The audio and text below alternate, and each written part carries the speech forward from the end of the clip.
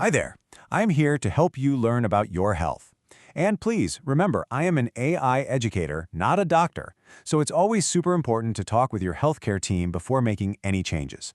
Today, we're going to walk through what a colon cancer treatment plan can look like.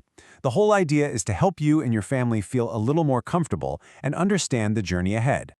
So here's our plan for today. We'll start with your treatment roadmap, then talk about surgery and what it means to add some extra protection. After that, we'll cover staying healthy after treatment, and we'll finish up by talking about prevention. It's just a simple map to guide our chat. All right, let's dive right in. Every single person's journey starts with what you can think of as a roadmap. This is a plan that is made just for you, and it's all based on something your doctor will call the cancer's stage. So, what in the world is staging? Well, it's actually pretty simple. It's just a way for your doctors to get a really clear picture of what's going on, to see how big the cancer is and if it is spread anywhere. This is so important because it helps them pick the absolute best path forward for you. You know, depending on that stage, the main goal of treatment can be a little different. If the cancer is caught early, the goal is a complete cure. The focus is 100% on getting rid of it for good. Now, if it's more advanced, the goal shifts a bit to controlling the cancer and, really importantly, making sure you have the best quality of life possible. Okay, so once that roadmap is clear, what's next? Well, for most people, the first and most important part of treatment is surgery. This is usually the biggest step on the path to getting better. The surgery itself is usually pretty straightforward. First, the surgeon takes out the tumor, along with a little bit of the colon around it.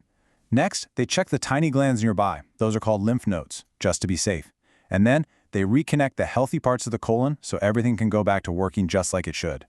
Now, let's talk about something that worries a lot of people, the idea of needing a colostomy bag. And this is something I really want you to hear. For the vast majority of people with colon cancer, a permanent colostomy is not needed. I know that's a huge relief to hear. And check this out. This number is just fantastic. When colon cancer is found in its early stages, the 5-year survival rate with surgery is over 90%. That's an incredible message of hope, and it really shows you how far we've come. So, surgery's done. Now what? Well, sometimes your doctors might suggest adding a little bit of extra protection. Think of it like a safety net, just to be sure you're as healthy as possible moving forward. This extra protection is usually a medicine called chemotherapy. I know that word can sound pretty intense, but here's a really simple way to think about it. It's like a cleanup crew that goes through your body to hunt down any tiny leftover cancer cells that might be trying to hide after the surgery. So you might be wondering, does everyone need this cleanup crew? Is this something that happens for everybody? Let's take a look. Typically, chemotherapy is recommended for folks with stage 3 or stage 4 cancer. And sometimes it's used for stage 2 cancer if the doctors think there's a bit of a higher risk it could come back. But the main thing to know is that this is always a decision that's tailored just for you. Of course, it's totally normal to worry about side effects, but please know this, your medical team has so many excellent ways to help you manage them.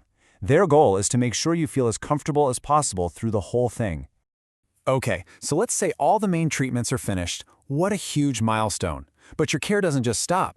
Your team puts together a follow-up plan to keep a close and caring eye on you. Now, this is a really helpful thing to understand. The time when your doctors are watching most closely is in the first 3 to 5 years after treatment. Knowing that there's a specific time frame can make the whole follow-up plan feel a lot less overwhelming, right? And here's a peek at what that plan often looks like. For the first couple of years, you can expect regular checkups and some simple blood tests. Then, as you move into years 3 to 5, you continue with things like colonoscopies. It's all a pretty predictable routine designed to keep you safe and well. And now, let's talk about something really empowering. We've talked all about treatment, but what if we could stop this whole thing before it even has a chance to start? Well, it turns out we often can. See, most colon cancers don't just show up overnight. They almost always start as these tiny little growths called polyps. And the best part? They grow very slowly. That slow growth gives us a huge window of opportunity to do something about it.